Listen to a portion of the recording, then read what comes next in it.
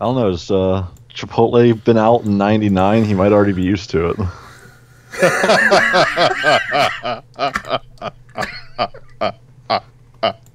Shit. Oh, And to that's quote good. you, no pun intended. I honestly didn't mean to make that pun.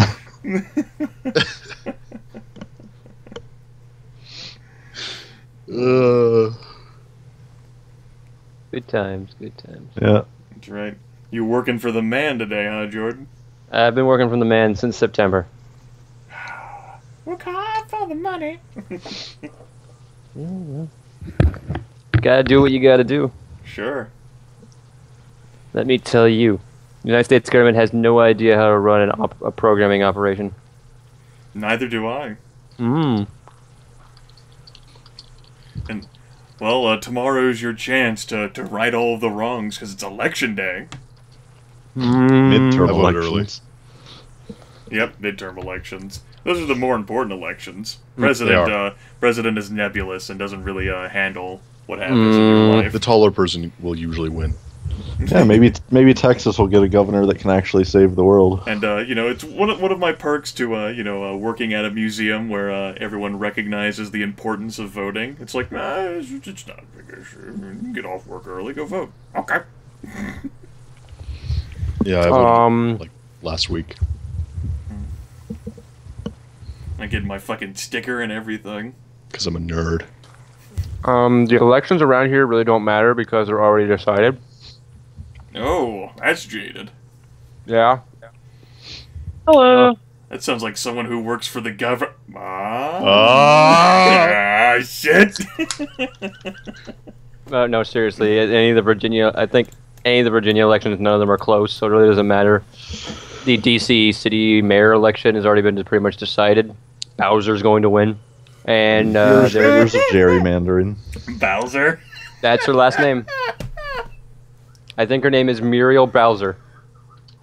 Shit, Bowser's gonna win! No! Where's Mario? Oh, it would have been so good if their opponent was Mario. Oh, couldn't he have been Italian? Damn it!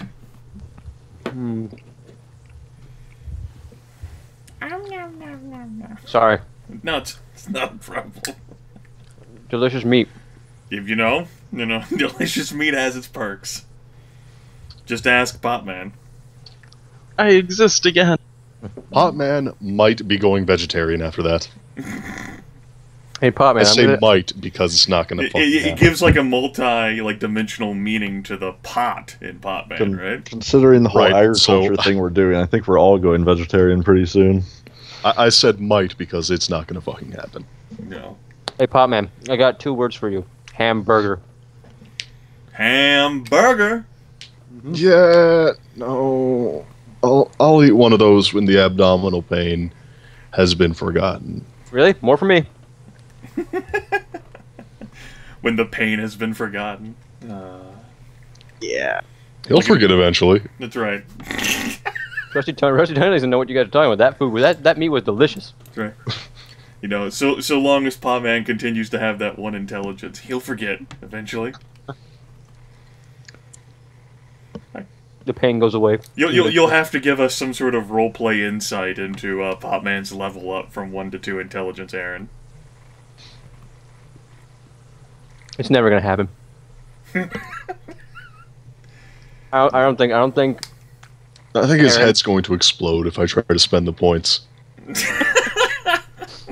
Just like you're gonna have to click the undo button. Boop. Yeah. All right, it's fair. It's fair. Plus 6 in captured meat. Yeah, 12 days of food. Yeah. I had already deducted the time warp days, so that's how it stands. See, Trusted Tony had a good idea for once. The as noted in the IM last night, I had made some rolls after the vacation, some determining factors, and yeah, the bear traps were ridiculously effective. Caught a bear. We caught a couple bears. You did. Bear meat. All manner of wild game. Who knew that bear traps could catch bears? The turkey's pretty fucking unexplainable as well. Like, you can fucking fly. How the hell did you get in here? Turkeys can't look up. That explains everything. Well, I can't defeat that logic. Jordan wins. Yeah, I'm trying to remember. I'm trying to think of the game that had a perk, feat, whatever, that basically says you just basically would win an argument by just throwing mumbo jumbo at them and they get confused at you. Sure, smooth talking. That would be Shadowrun. Oh yeah, that sounds right. Fast talking. Fast talking. A lot of them have that actually. Yep. So how you folks handled the 2 weeks? You doing all literally right? died. Aaron literally died and came back from the dead and died again. No, came back from the dead. Yeah. Oh, You know, I know just what literally died. I know what that's like. I participated in a zombie walk event on Saturday. No, Dick Cheney participated in his zombie walk on Saturday. Oh yeah, it was pretty awesome. I scared so many people. It was beautiful. Yeah. I terrified some children. Man, I don't think I could ever do one of those because I'd be afraid that someone who didn't know it was coming was gonna shoot me. You'd get Bill Murray. Bill Murray. All right. Glad to hear that you all are at least alive now. Never. Is that like Payday 2 music creeping up in the background? I keep pressing random things. I've been up since 2:30 in the morning because some drunk guy thought my apartment was his apartment. All right. Was he right? No. Oh, No. okay. I was got hoping for you to balloon- finish off that story with he was my roommate. All right. No. That And would that have been drunk funny. guy was me. All right. I kept me up at night. All right. Well, welcome back to All Flesh Must Be Eaten. Last session, 2 weeks ago, saw combat against both zombies and humans, as you four were forced to make a decision on which threat to handle first. There were the 18 zombie deer milling about at their hyper warp speeds, and there was a sighting of several humans, along with a dog, in the southern section of Fort Drake. You folks chose to handle the deer first, before taking off on the majestic war chariot to handle the possibly useless people. And they were definitely handled. The They're characters, useless now. yeah, you four were able to dispatch both problems, literally. Pain fell, everyone died, and Cat's been undergoing a constant stream of recurring nightmares ever since. Exactly. Subtract 4 endurance points, Chris. It never had to be this way. Small price to pay. That's right. Recurring nightmares, not that bad of a drawback. Only 1d4 endurance point loss. Not a big deal. Anyway, we pick up in the early hours of the morning, on the final day of July, just a few minutes past midnight. Your characters have undergone 3 days of time warp to piece themselves back together, or scour the base for more supplies, or prepare for the covert operation against nearby Artesia. You'll recall that Lance said the Boonesboro cultists had moved into town, hence his evacuation from there, and 2 of the cast members, Fletch and Tony, were going to get an eyeful in the proceedings. By the way, Lance has managed to fit in very well. He basically serves as the dominant night watchman on account of the fact that he doesn't go out during the day anyway, unless absolutely critically necessary. XP and all. He wants to prolong his life, you know, this whole apocalyptic thing, it's pretty exciting. He's able to pull his weight. I do believe that Podman and Cat, due to a lack of stealth, and given the fact it's going to be a few minutes past midnight, you know, they might want to sleep. They're going to be sticking behind. But Fletch and Trusty Tony could have easily spent their sleeping schedules, yes? They're staying because of lack of stealth. Yes. Tony's going And because he has. Tony wants to go. Look. Trusty Tony can convince others that he's stealthy, and that's all that matters. Yeah. No, I've seen firsthand. It's impossible. No, man. There's like a -10 penalty associated with the attempt. Like, no, It's like- dude. It's like I have D&D, literally seen Marty you. Hostel. That's like a -25.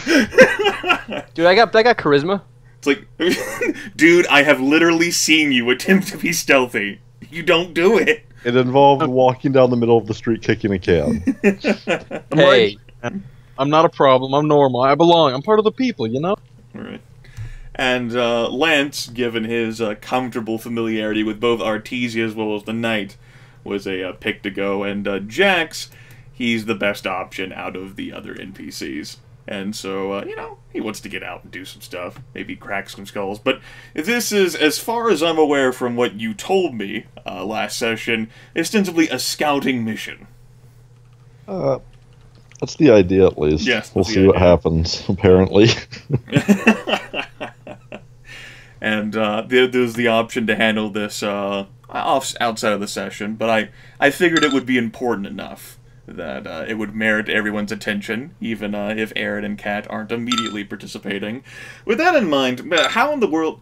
I imagine you might ride bicycles or use the forklift to get to the edge of Fort Drake. It's about a 10-mile travel to the outskirts of Fort Drake from the center of the base where you are. If we have enough bicycles, I mean... Yeah, you sounds definitely good to do me. have several bicycles. Lance brought his own. I do believe your group, the PCs, brought 3 bicycles. I don't think Trusty Tony I'm had only one. aware I don't of remember. one that we found. Trusty Tony can ride a bicycle. Okay, there was only one bicycle then. A little rusty after over a month. It was the one bike we found Yeah, that Kat and I found scouring Artesia while the others were fine. putting their insides back in. That's fine. In that case, Fletch and Lance can ride their bikes to the outskirts, and Trusty Tony can drive the forklift with basically Jax just like standing as menacing as he can on the actual prongs of the forklift. Raised up in the air, arms Yes. crossed. As if he needed to look taller than what he actually is. The wind blowing through his hair. What covered hair? by the helmet. He's totally got a bandana now. I can't see him as anything but Snake. You folks bringing your armament for this scouting mission? Tony's bringing his guns. Yes. Just wanted to He's make bringing sure. his gun, mind you. Lance will be bringing his, and Jax, he's not going to take off the armor. It's comfortable enough for him. Tony is wielding his suit. Yes, his suit. The His suit of +3 badassery. Yeah, it has seen some shit. That suit has seen some shit indeed. Alright. The approach to Artesia is relatively swift once you get outside the northeastern edge of the base, which ends up taking the longest. It's significantly closer from the edge of Fort Drake to Artesia than it is from the edge of Fort Drake to the center of Fort Drake. Only an expanse of overgrown grass dotted with a few trees separates you from the desolate town. On this morning, the town is clearly not so desolate, as you can spot a large glow in the distance, one a set of binoculars would suggest is caused by a large fire. Getting closer to the town, about 100 yards, yields enough information for you to surmise the fire must be near the center of town, by the Artesian Well. You remember the roundabout that existed, and then the little park area with the trees that was by the Artesian Well. You're not able to get a clear line of sight on it. The good news, though, is that you haven't seen any people, although it is quite dark. And Lance, who by his own words can see just as well at night as you can during the day, that might be a boast, thinks the group is clear to approach closer on foot. I presume that you have not taken the forklift off-roading for the excursion. That would be a good guess, yes. And yet, this is Trusty Tony. You know, it would make some noise. It would not be a recommended one. And Jax would get mad. Fletch would look at him weird, and Lance would just give him a look of just like, really? Yep. Tony would just be like, okay, It'd be like an outvoted type thing. Like, fuck. okay, put her in park. Take the keys out. So yes, we'll say that your current location, roughly 100 yards away from the southern borders of Artesia, the various houses and municipal and other commercial buildings along the main road prevent you from being able to see the central area where the Artesia Well is. And up to this point, you have not spotted anything living or anything moving with your various vision capabilities, including binoculars. Of course, there isn't much in the way of light. The sky is pretty overcast, although on occasion you do get sight of the moon and a few stars. So there's not a whole bunch of light to go by. You do have the infrared flashlights as well as the infrared goggles, should you wish to use that. However, looking at what might be a large fire with the infrared goggles could hurt. It'll be fine.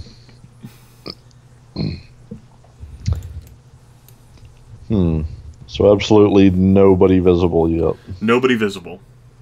That's the various trees and houses block any sight into the central roundabout area, but the light emanating from it, is a very strong beacon and could have easily be spotted. And come to think of it, it's not exactly very secure either. It's pretty much a shining beacon of its own, like the Twin Towers in the Fort Drake used to be. Of hello, we're here, come meet us. Seems kind of like they didn't have time to fortify themselves, so they decided it was safest just to make a giant light and huddle around the middle where they could see anything coming. Too much sense. Or jump at their own shadows. Maybe they all burned themselves. I don't Hey man, they are cool. know. Advance? Advance. Sure. Sneak forward, whatever. Jax, with a tactical mindset, will point out that for an interest in getting, perhaps some cover and maybe a better view of the central roundabout circle, there's a number of houses, including a few second-story ones, that perhaps the four of you could sneak into and then go upstairs and try to find a window that overlooks. To find the sneak, well, would be under the cover of darkness, so that would be a pleasure. With that in mind, any sort of observer, you do have some difficulty seeing, but anyone would possibly have difficulty seeing you, not hearing you. Any attempts to be stealthy would provide a +4 bonus. Then -2 penalty for not having anything. Yes. So I'm assuming you want us to make the rolls now. If you wish to approach in a stealthy manner, that was merely a suggestion from Jax. Okay. Okay. Succeeds with a 1.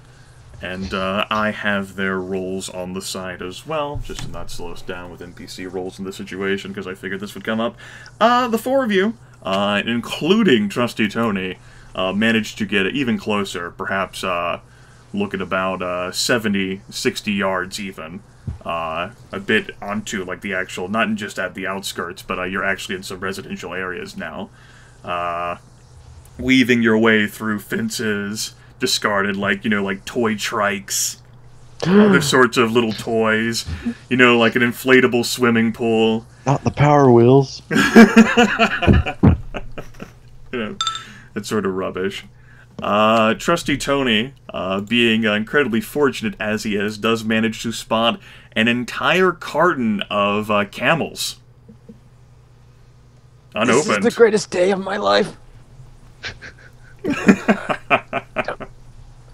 He's trying really hard not to scream for joy. That's right. An entire unopened carton of camels. It's great. You're sleeping with me tonight. Put some lipstick on it and everything.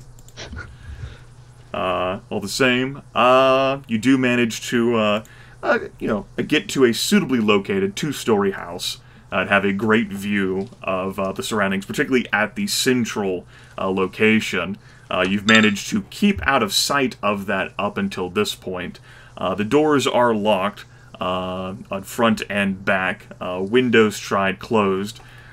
You could attempt to smash open the windows, you can go through a door, strength, or you could attempt to use a lockpick on it. You could avoid one of the houses and just actually go onto one of the streets and travel through Artesia as well. Oh, I guess we're going in. Alright, yeah. Check of 15, that's 4 level success. It barely takes any time at all. Fletch is like simple wooden doors. It's just like a kitchen. This is a small town. Not much in the way of crime. It's easy peasy. For him to slide out the picks, snick it open. Assume it'd be like one of the back doors to one of the 2 stories. Yeah. works well. As you do so, Fletch's incredibly sensitive hearing allows him to hear what it's difficult to say. It's very low, almost as if it's being carried on the wind, and at such a distance. It sounds as if it's coming from the town circle, but it's the sound of basically like a group of voices, like a collection, like speaking at once. Oh god, it's a chant. They're invoking a spell. Just don't say Hastra 3 times. Dude, Haster's just a straight bitch. That's 2. Haster. Then Michael Keaton's Beetlejuice appears. And all the characters disappear. Shit. Well, the only thing that could stop the zombie plague was Haster. Game over, we've been playing Call of Cthulhu the whole time. Surprise! Talk about stopping something bad with something worse. It's fighting fire with a nuclear bomb. Hey, the fire's put out. The Elder It Evils. sure is. The Elder Evils can totally derail the zombie apocalypse. Now, where do the characters go? Oh, there they are.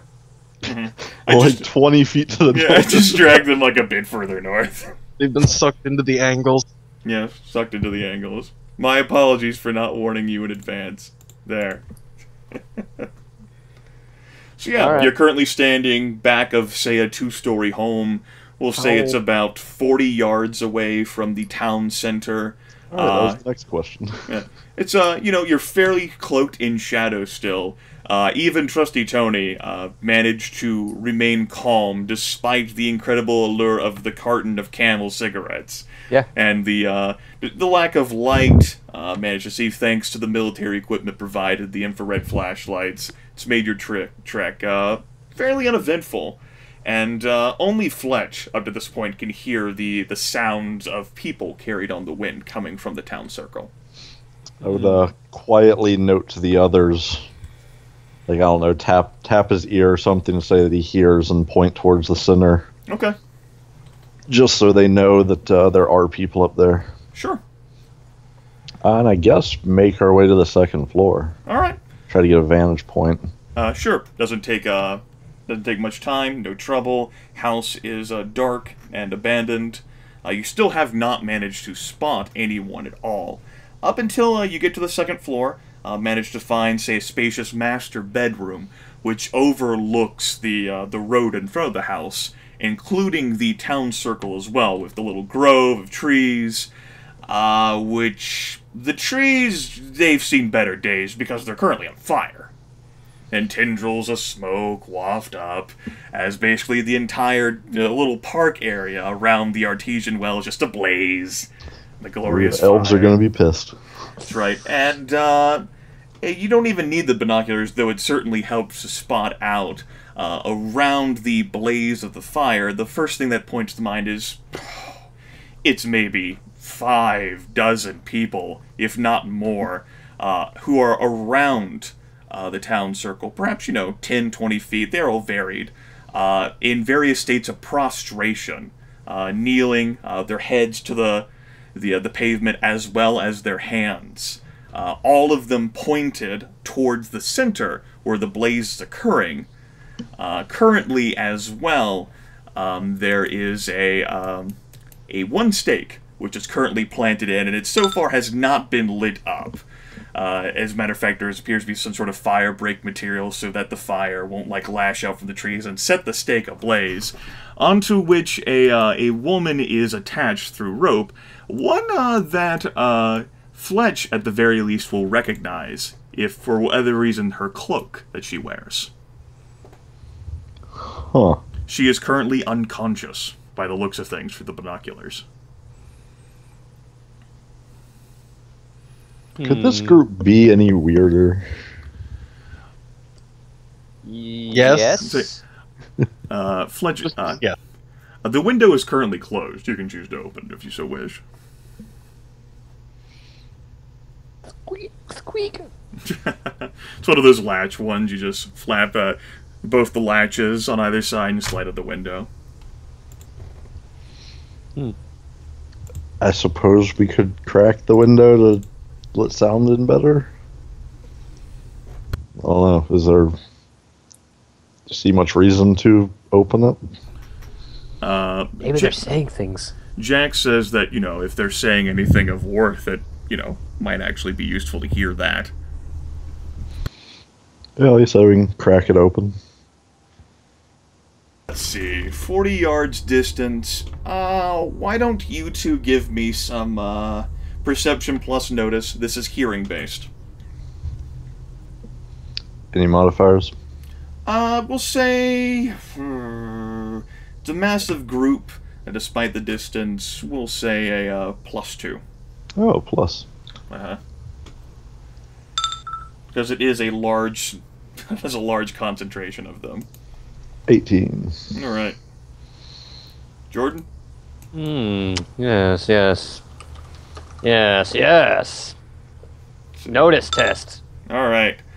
Tony can definitely tell that they're making sounds. They're making noises. That's right. Shoot them. And that's Jack's confirmation as well.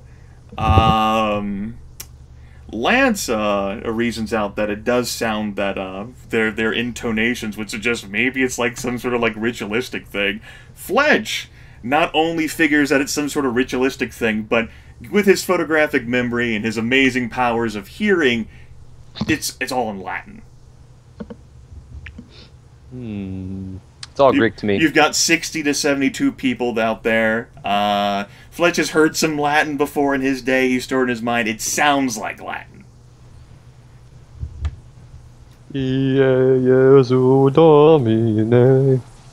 Thump.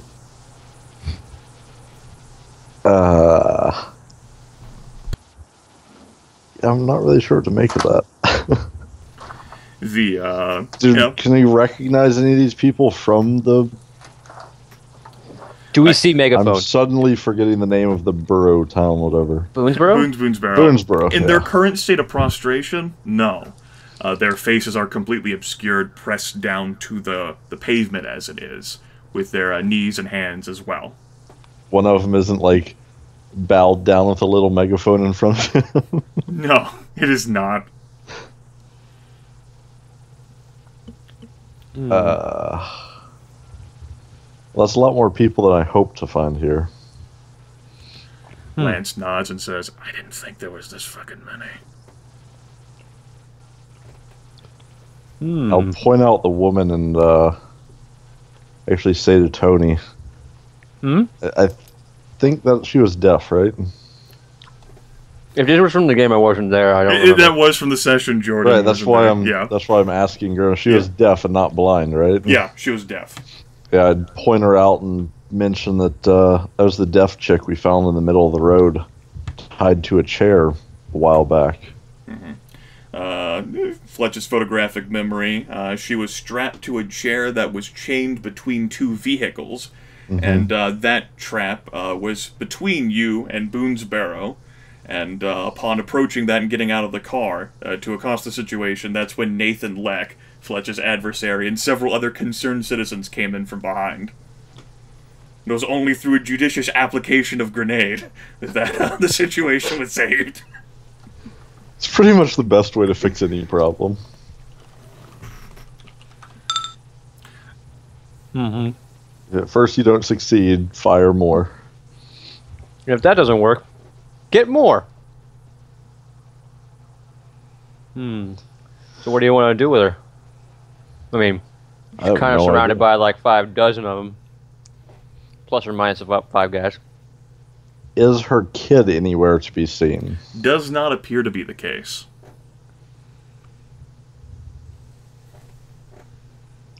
I have no idea. We can't take on like 48 to 60 people. I don't even have that many bullets, I don't think. That sounds like quitter talk. Jack shakes his head. He is not for attempting to assault the situation to try to save one woman.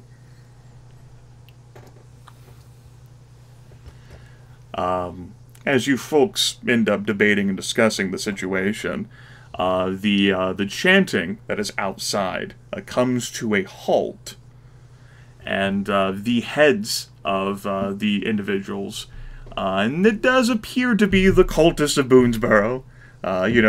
Fletch can pick out like a face or two that he saw on the wall, or what have you. They slowly rise, but the knees remain on the pavement. And